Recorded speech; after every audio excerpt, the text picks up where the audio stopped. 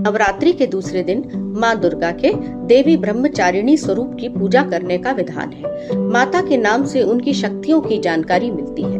ब्रह्म का अर्थ होता है तपस्या और चारिणी का अर्थ होता है आचरण करने वाली, अर्थात तप का आचरण करने वाली ब्रह्मचारिणी को हम बार बार नमन करते हैं। माता ब्रह्मचारिणी की पूजा आराधना करने से आत्मविश्वास, आयु, आरोग्य, सौभाग्य और अभय की प्राप्ति होती है। माता ब्रह्मचारिणी को ब्राह्मी भी कहा जाता है। माँ भगवती की इस शक्ति की पूजा अर्चना करने से मनुष्य अपने लक्ष्य से कभी विचलित नहीं होता और सही मार्ग पर चलता है। शास्त्रों में बताया गया है, माँ दुर्गा ने पार्वती के रूप में पर्वतराज की पुत्री के रूप में जन्म लिया और महर्षि नारद के कहने पर अपने जीवन में भगवान महादेव को पति के रूप में पाने की कठोर तपस्या की थी। हजारों वर्षों तक कठिन तपस्या के कारण ही इनका नाम तपश्चारिणी या ब्रह्मचारिणी पड़ा। अपनी इस तपस्या की अवधि में इन्होंने कई वर्षों तक निराहार रहकर और अत्यंत कठिन तप से महादेव को प्रसन्न कर लिया।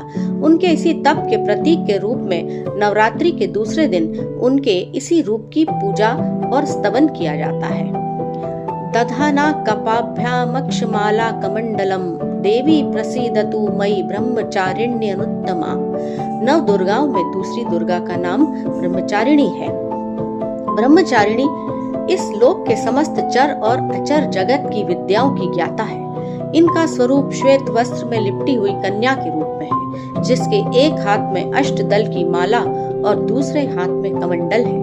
यह अक्षय माला और कमंडल धारिणी ब्रह्मचारिणी नामक दुर्गा शास्त्रों के ज्ञान और निगमागम तंत्र मंत्र आदि से संयुक्त है। अपने भक्तों को यह अपनी सर्वज्ञ संपन्न विद्या देकर विजयी बनाती है। ब्रह्मचारिणी का स्वरूप बहुत ही साधा और भव्य है। अन्य देवियों की तुलना में यह सौम्य, क्रोध रहित और तुरंत वरदान देने वाली है। नवरात्रि के इस दूसरे दिन माँ ब्रह्मचारिणी को शक्कर का भोग लगाने का विधान है। ऐसा विश्वास किया जाता है कि चीनी के नैवेद्य से उपासक को लंबी आयु प्राप्त होती है और वह निरोगी रहता है तथा उसमें अच्छे विचारों का आगमन होता है। साथ ही माता पार्वती के कठिन तप को मन में रखते हुए संघर्ष करने की प्रेरणा भी प्राप्त होती है। माँ ब्रह्मचारिणी की पूजा में पीले रंग के फल, फूल आदि का प्रयोग किया जाता है। माता को दूध से बनी चीजें या चीनी का भोग लगाएं। इसके साथ ही मन माता के ध्यान मंत्र का जप करें और परिवार सहित माता के जयकारे लगाएं। इसके बाद पान सुपारी भेंट करने के बाद प्रदक्षिणा करें। फिर कलश, देवता और नवग्रह की पूजा करने के बाद घी के दीपक और कपूर से माता की आरती करें। समस्त नवरात्र में दुर्गा चालीसा, दुर्गा सप्तशती आदि के पाठ का भी विधान है। ऐसी माता जिनके एक हाथ में अक्षमाला है, दूसरे हाथ में कमंडल है, ऐसी उत्तम ब्रह्मचारिणी रूपा माँ दुर्गा मुझ पर कृपा करें। ओम ह्रीं क्लीं ब्रह्मचारिण्ये नमः। दुर्गा क्षमा शिवा धात्री स्वाहा स्वधा नमोस्तुते। माँ ब्रह्मचारिणी की पूजा पहले दिन की तरह ही शास्त्रीय विधि से ही करना है।